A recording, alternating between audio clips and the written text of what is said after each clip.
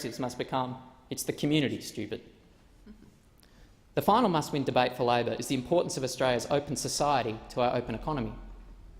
Through leaders like Whitlam, Hawke and Keating, Labor has argued the case for the openness of our economy well. What we have not argued with similar vigour is that an open economy cannot reach its full potential without an equally open society. The foundation stones of Australia's open society have been immigration and multiculturalism. Our early history was, of course, violent and the product of thinking and ideas that are foreign to us now. But even then, the southern continent, Terra Australis, was a canvas for the projected hopes of many in Europe and Asia.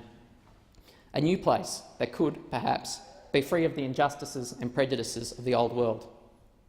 For the most part, we've borne out this promise, though we will not have fully honoured it until we break our remaining links with the exclusive institution of the British monarchy and become a republic that allows all Australians to say that they have a head of state that is one of their own. As a nation, we have used this position as a beacon for the ambitious dreamers around the world, to our overwhelming benefit. Like my family, over 60% of the residents of Gellibrand have at least one parent born overseas. In the last term of government alone, we welcomed more than 350,000 skilled migrants to our shores, increasing our productiveness and helping us to avoid the costs of an ageing population. The reasons these migrants chose Australia is the opportunity of an open society that has proven to the world that multiculturalism can make our nation stronger. As Tim Soutphommasane, Australia's Race Discrimination Commissioner, has argued, Australia has developed a uniquely successful model of multiculturalism founded on the concept of citizenship. This model recognises that cultural heritage can form an important part of a citizen's identity and that generally individuals should be free to express it. However, by viewing multiculturalism through the prism of citizenship, Australian multiculturalism has also emphasised that this liberty is coupled with unifying and overarching obligations that we all have as citizens of a liberal democracy. Australia is a country where you're free to wear a hijab or celebrate Italy winning a World Cup game, even when they beat Australia. Maybe. But you can't bribe a government official, incite ethnic violence or marry a child bride.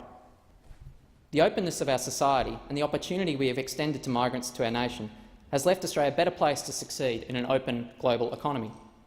As the great Australian chronicler of our nation's Anglo-Celtic convict heritage, Robert Hughes, has noted, multiculturalism proposes that some of the most interesting things in history and culture happen at the interface between cultures. The future in a globalised economy will lie with people who can think and act with informed grace across ethnic, cultural and linguistic lines. In the world that is coming, if you can't navigate difference, you've had it. Despite this, there are those who seek to threaten Australia's multicultural success story. There are those on the other side of this chamber, particularly in the other place, who do not understand the success of the Australian model of multiculturalism and instead attack it with imported political arguments from nations with different experiences. There are those who are willing to sacrifice the success of our multicultural open society to seek political advantage through the demonisation of asylum seekers who arrive through unauthorised channels. Nowhere is this better illustrated than the decision of this government to rename the Department of Immigration and Citizenship the Department of Immigration and Border Protection. Let's reflect on those two words, citizenship and border protection. One of those words is about inclusion, the other about repulsion. One is about opportunity, one is about fear. One represents a very large number of people, the other are very small. Such are the ignorant, inverted priorities of the coalition.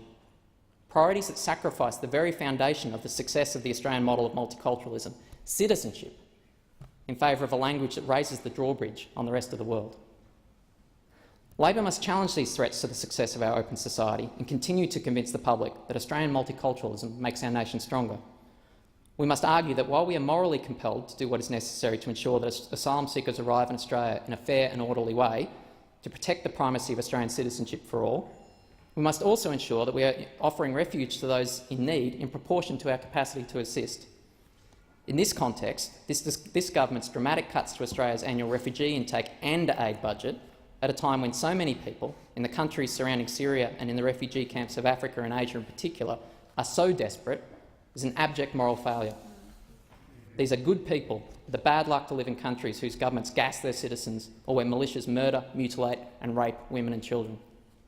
As a party who believes in equality of opportunity, in a nation that has benefited so much from an open society, and in a country that knows how to make multiculturalism work, Labor cannot abandon them if we hope to win the 21st century.